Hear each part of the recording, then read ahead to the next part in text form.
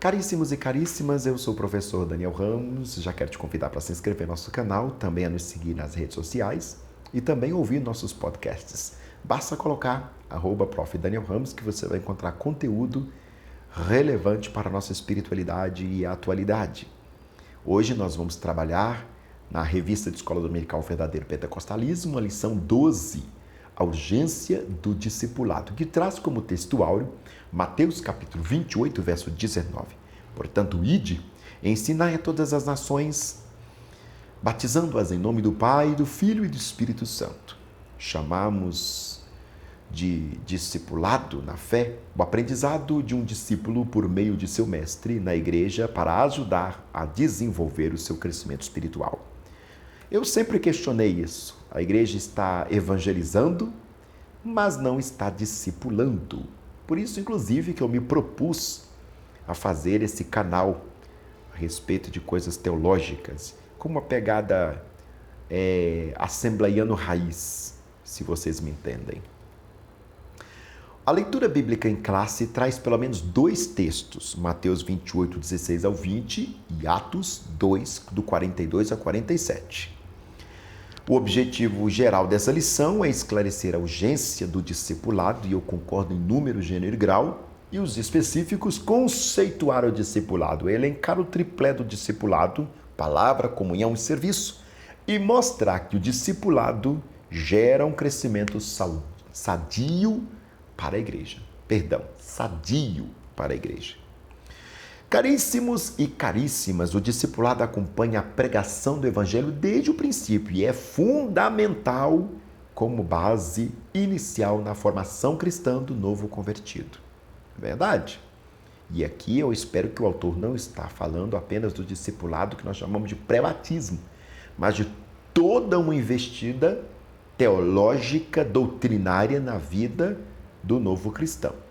Se bem que eu defendo um discipulado eterno, ou seja, intermitente. O que é isso?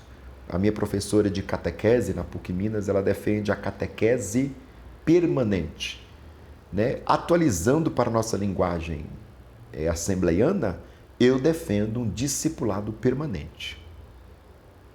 Sempre temos que aprender, né? Sempre, por mais graus teológicos que você tenha, você tem que continuar aprendendo ou atualizando o aprendizado. Isso é muito importante. A forma que a igreja local o desenvolverá somará na formação do caráter cristão para o bem ou para o mal. O que é discipulado, afinal de contas? Vamos entender isso? O termo discipulado vem do discípulo, que significa aprendiz, aluno, seguidor. Isso vale no âmbito secular e religioso. Qualquer sentido desse termo se aplica ao cristão. O discípulo, o que é? O termo se aplica com frequência aos evangelhos, ou com frequência nos evangelhos, aos seguidores de Jesus. Mateus 5:1, João 2:12. E isso segue o discipulado, né? Ensino para ser seguidor de Cristo, ou seja, é o ensino bíblico básico para o novo convertido desenvolver-se espiritualmente. Trata-se das instruções que abrangem vários aspectos da vida na área espiritual, emocional e social. O ministério do ensino ocupa espaço relevante no cristianismo, aparece na lista dos dons da graça de Deus. Se a ensinar, haja dedicação ao ensino. Romanos capítulo 12, verso 7. Olha que coisa interessante. O próprio Senhor Jesus se definia como mestre, né? E o Espírito Santo também é mestre, porque Jesus fala, aquele outro Consolador vos ensinará acerca de mim. Essa coisa de mestre está intrínseca com a vida da igreja. Aliás, os padres antigos até falavam, né, que a igreja é mater et magistra. Mater, mãe, aquela que acolhe. Nós poderíamos incluir isso dentro do âmbito do evangelismo. Magistra é aquela que ensina, mestre, né, ou mestra. A grande comissão de Mateus 28, 18 ao 20 é o nome que se dá à comissão que o Senhor Jesus designou para a evangelização das nações. O verbo ensinar, em ensinai todas as nações, Mateus 28, 19, ou façam discípulos de todas as nações, conforme vem Nova Almeida atualizada, Mateus Teuó, fazer discípulos, discipular. O discipulado não é uma opção, é mandamento divino para a edificação e crescimento espiritual de cada cristão. Além do discipulado, ele também ordenou que esses novos discípulos guardem o que aprenderam, ensinando-as a guardar todas as coisas que eu vos tenho mandado. Mateus 28:20. Ou seja, as doutrinas e os pontos doutrinários que Jesus ensinou. O livro de Atos mostra os apóstolos no cumprimento desta palavra. Atos capítulo 2, verso 42, 4:1-2, 5:21-28. O que é educação cristã? A doutrina dos apóstolos, Atos 2:42, está dentro do corpo doutrinário que Jesus ensinou aos seus discípulos durante o seu ministério terreno e que depois o Espírito Santo se encarregou de orientá-los. João 14:26.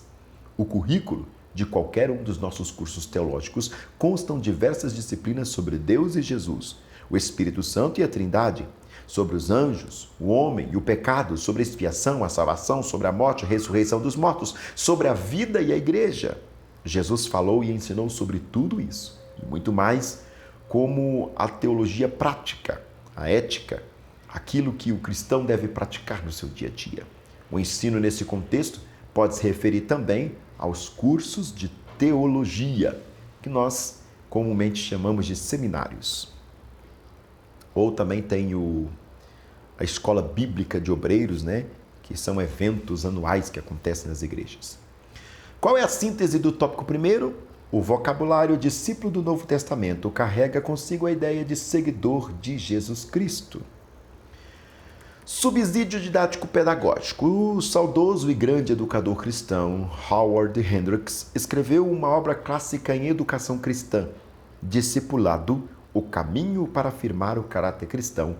Como o título da obra diz, o discipulado tem a ver com o desenvolvimento do caráter exemplar do cristão para servir ao próximo e influenciá-lo na convivência.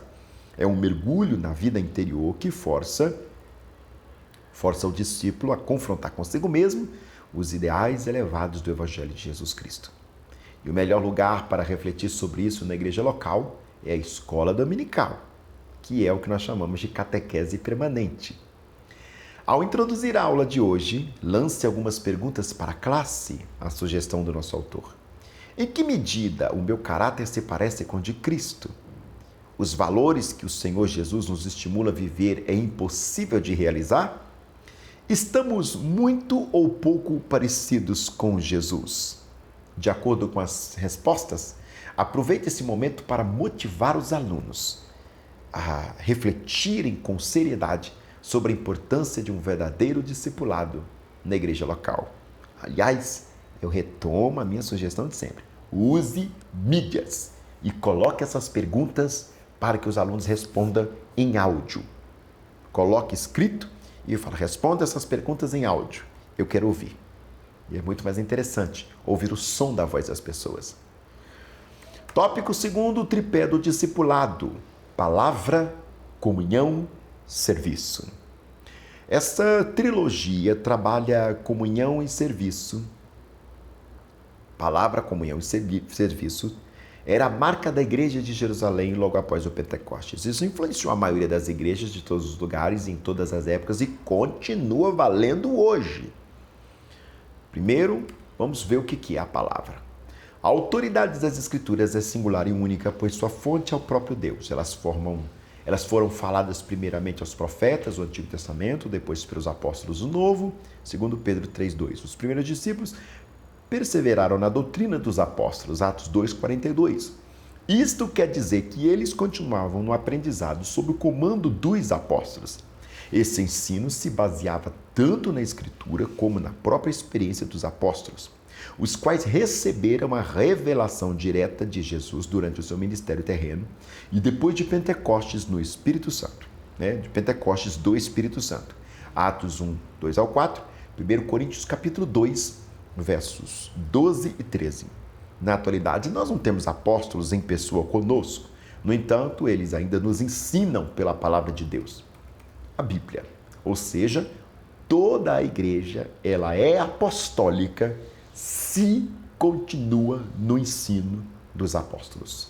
A apostolicidade da igreja é atestada por manter-se fiel à doutrina apostólica. Comunhão, Atos 2, 42. Ter tudo em comum e partilhar da mesma crença é comunhão. A palavra grega koinonia, que quer dizer comunhão, significa compartilhar ou participar mutuamente de algum evento comum ou acordo. No Antigo Testamento, a ideia de comunhão diz respeito ao relacionamento da pessoa com o seu próximo. Salmo 133, 1. E nunca do ser humano com Deus. Embora Abraão tenha sido chamado amigo de Deus, Isaías 41, 8, Tiago 2, 23, e Moisés tenha falado com Deus, face to face, Deuteronômio 34, 10, eles não provaram a mesma comunhão com Deus com os crentes da nova aliança, segundo consta em João, capítulo 15, verso 14. A comunhão no cristianismo, amados e amadas, envolve tanto o relacionamento entre os irmãos, como também com o pai e com o filho. 1 João, capítulo 1, verso 13. Aliás, verso 3. E com o Espírito Santo, 2 Coríntios 13, 13.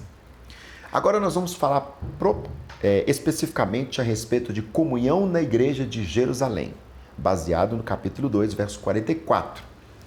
Atos, né? A igreja de Jerusalém, logo nos seus primeiros dias, deu ao mundo uma lição de koinonia. Vamos lembrar? Koinonia é a palavra grega para comunhão.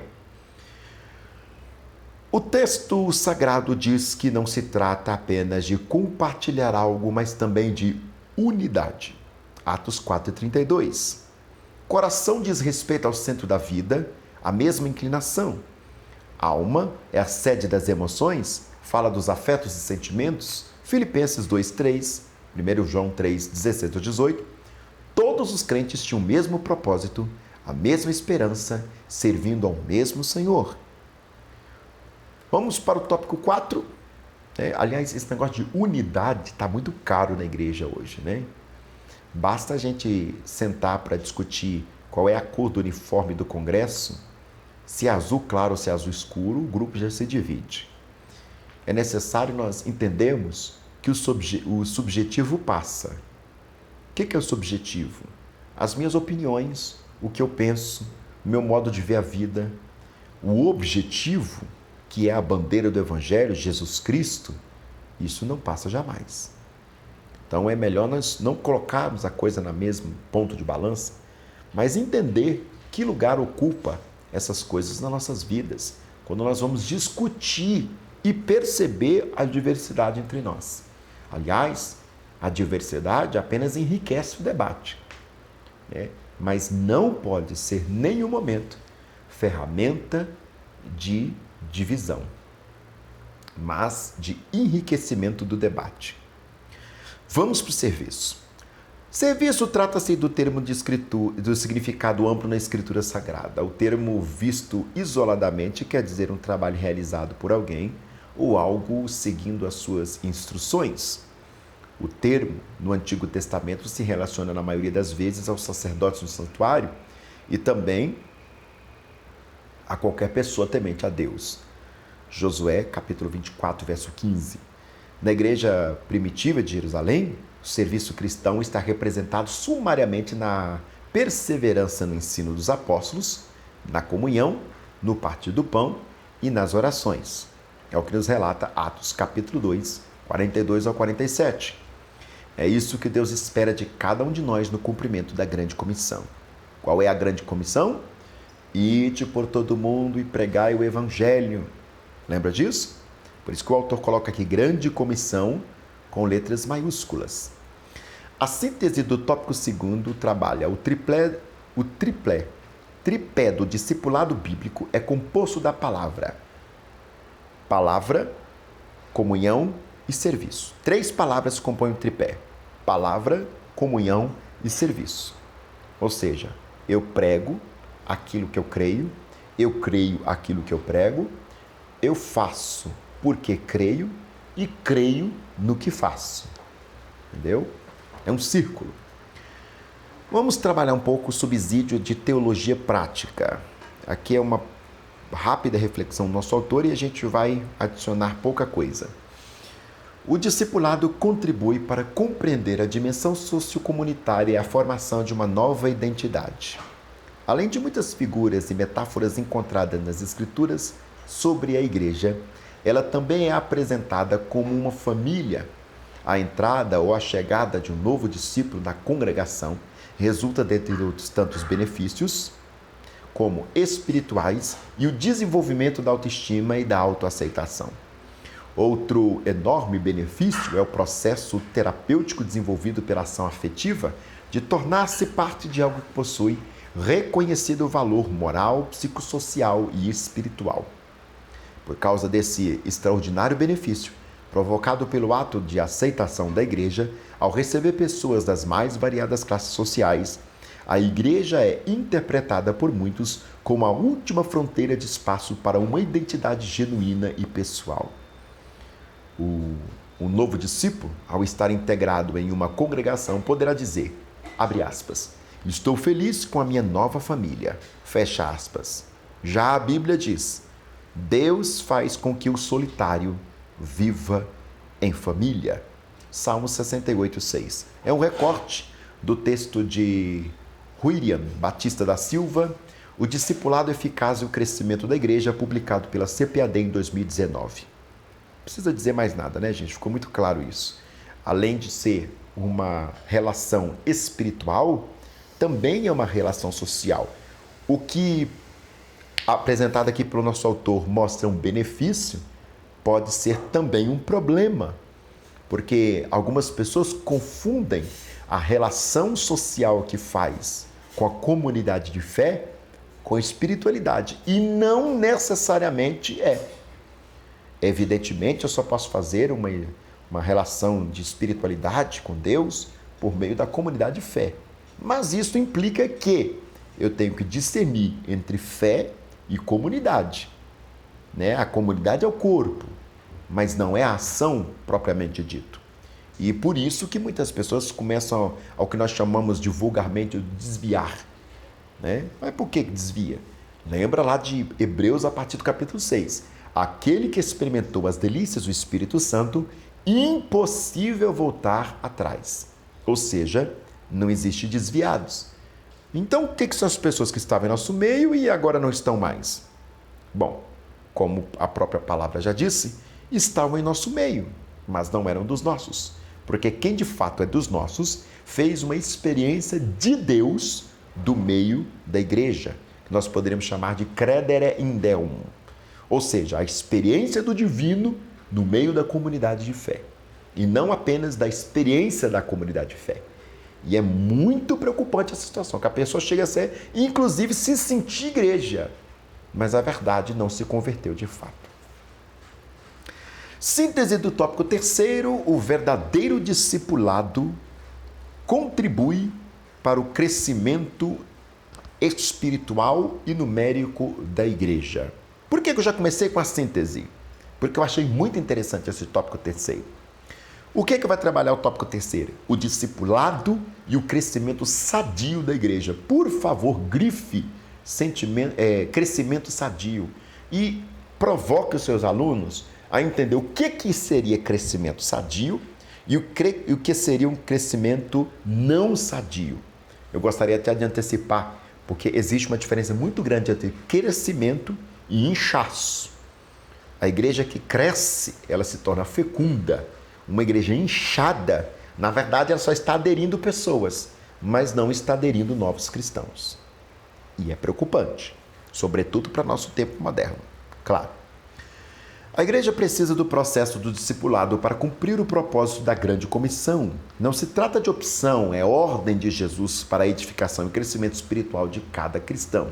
Ou seja, uma igreja que não tem discipulado, podemos até questionar se é igreja. Porque esta é a grande comissão, o ID, né? Muitas vezes é dito assim, o ID. O que é crescimento espiritual? Vamos ver o que o autor nos fala. O processo do discipulado tem por objetivo instruir o novo convertido sobre os vários aspectos da vida cristã. todas as pessoas que vêm a Cristo precisam ser discipuladas. Isso porque elas se tornam novas criaturas. 2 Coríntios 5:17. Ou seja, quando o bebê vem, ele precisa ser ensinado, alfabetizado. Discipulado, em tese, é a alfabetização doutrinária do novo cristão. E passam a viver uma nova experiência. Romanos 6:4. Elas precisam ser ensinadas para o seu crescimento espiritual e amadurecimento na fé. Crescei na graça e no conhecimento de nosso Senhor e Salvador Jesus Cristo. 2 Pedro 3:18. Esse é o crescimento espiritual e sadio. Entendeu? Crescer na graça e no conhecimento. De quê? Da comunidade de fé? Eu sei tudo sobre a minha igreja. Não, isso não é crescimento espiritual. Crescimento espiritual é conhecimento do Senhor. Conheçamos e prossigamos em conhecer ao Senhor. É uma relação contínua. Não tem como falar, eu sei tudo de Jesus. Eu posso até dizer, olha, eu sei tudo sobre cristologia. Eu sou especialista na doutrina da cristologia. Mas eu não posso dizer que eu sei tudo de Jesus. Porque isso não é um método, isso não é uma matéria, não é disciplina. Isso é relação. E numa relação você não tem como esgotar a outra pessoa. O esposo não conhece a esposa e vice-versa. A mãe não conhece o filho a mãe e vice-versa. O amigo não conhece outro amigo e vice-versa. Por mais tempo que vivam juntos, não tem como. Não tem como. Crescimento numérico. O processo do discipulado proporciona à igreja, além do crescimento espiritual, o crescimento numérico. Claro, isso é importante, né? Eu fico horrorizado quando eu vou numa igreja ministrar a palavra. Eu tenho 17 para 18 anos já de experiência nessa área de pregador da palavra de Deus, aqui na região de Belo Horizonte.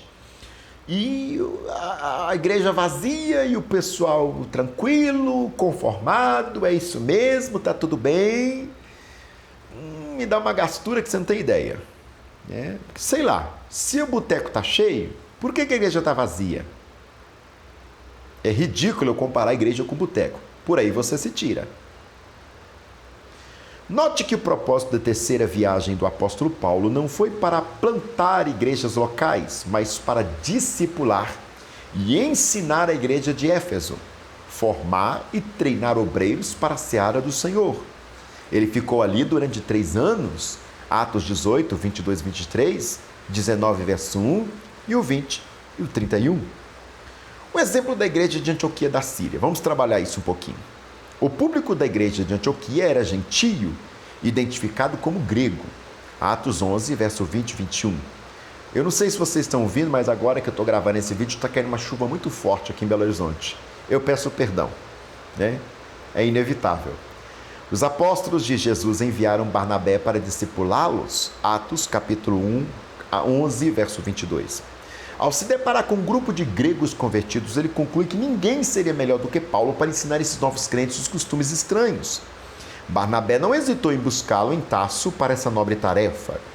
Eles discipularam a igreja durante um ano inteiro. Assim, desde muito cedo na história do cristianismo, a igreja se preocupa com o discipulado, pois fazer discípulo não é a mesma coisa que fazer membro de igreja.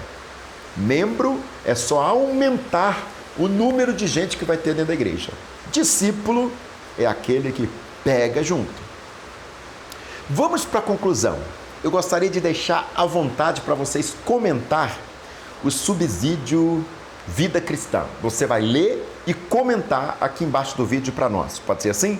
Eu não vou fazer nenhum comentário, nós vamos discutir isso. Tem que deixar alguma coisa para depois. O que você acha? Conclusão. Deus tem interesse no bem-estar social e espiritual do ser humano. Isto vale para a igreja e para a sociedade. A educação com base nos princípios cristãos é importante porque, além dos valores espirituais, contribui na construção de uma sociedade civilizada.